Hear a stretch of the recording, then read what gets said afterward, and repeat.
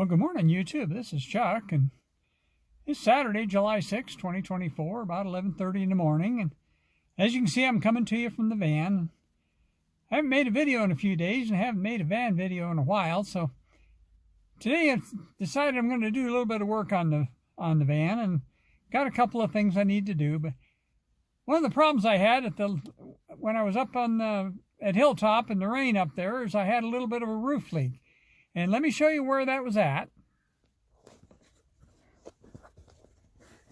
This skylight has been kind of a problem child. And so it was leaking right from the corners right there and the other corner right here. Now, it didn't leak enough to get the plywood wet, but it dripped right from that corner. Now, I've sealed that up several times, but at this time it leaked again. And what happens when it leaks is it depends on which corner it leaks from, and that depends on whether the van is level or not. But if it leaks from this corner, up here, what ends up happening is it drips down and lands right there, wherever my finger is, there it is, right there on the bed. Well, this camouflage thing I'm using as a bedspread is actually waterproof and actually makes little puddles there. And I can mop that up with a towel, so the bedding has never gotten wet. Now, if it leaks over on this other side right here, what it does, and I got to spin around here in order to show you, what it does is it drips right down there on the mat, and so it doesn't really do any damage either way. But it's aggravating, of course, and I always think that at some point in time it's going to find a pinhole or something to get through that camouflage bedspread, and it's going to get my bed wet. Hasn't done it so far, but I went up on top already, and I'm going to go back up there and show you what I'm talking about, because I can't figure out where it leaked at. And so let's go up there. But before I do that, one of the other projects I got to do today is I'm going to break that bed down and wash the sheets. I haven't done that in a little while, and that's always quite a wrestling match because that mattress is big and heavy, and in order to get the bottom sheet off it, I kind of have to stand it up on edge. But I'll get her done. I can't film it because it takes both hands. But let me take you up on top here. I'm sorry, I brought the van down here into the driveway because where I can work on it where it's level. I did it before I had sunshine out, so right now the sun's pretty bright.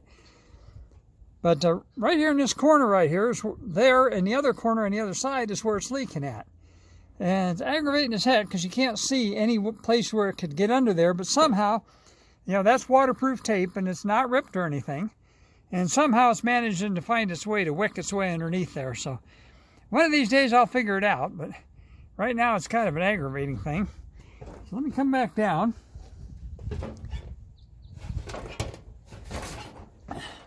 Another thing I want to do today is, I don't know if you can even see it or not, but my old my spare tire mount here is all the powder coat's all coming off it, and it's rusted.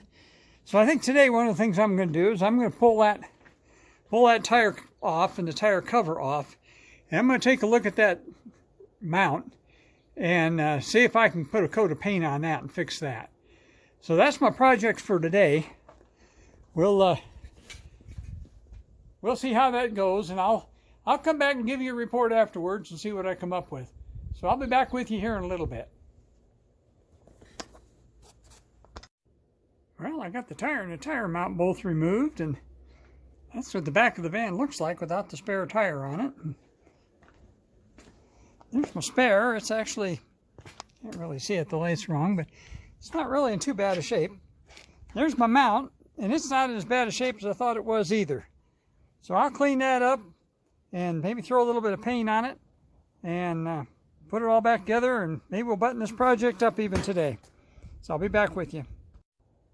There, now it's cleaned up and painted. I took a rotary wire brush to it and got all the rust off I could get off of it and jazzed it up a little bit, and so now we just got to let it sit there and dry.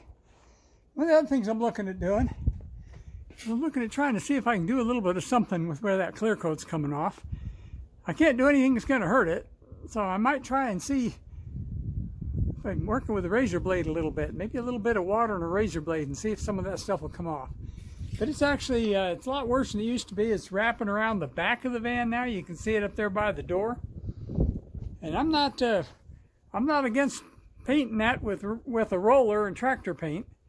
Just masking it off and doing that. It's just an old van, doesn't make any difference, but got to do something with it. It's starting to bug me because it's starting to look too ugly. So, back with you in a little bit. Well, it's a little later in the afternoon, and I've got the spare tire mounting bracket and the spare back in place, and I forgot to video the bracket before I put the tire back on. The tire was a bit of a grunt job. Well, there it is. It's all buttoned up. It's all back together again, and the rust is gone, and I was going to go ahead and make the bed. I washed the sheets, but it's pushing 100 degrees out here, and it's pretty darn hot inside that van. So I think I'm going to wait and do that in the morning, during the cool of the morning.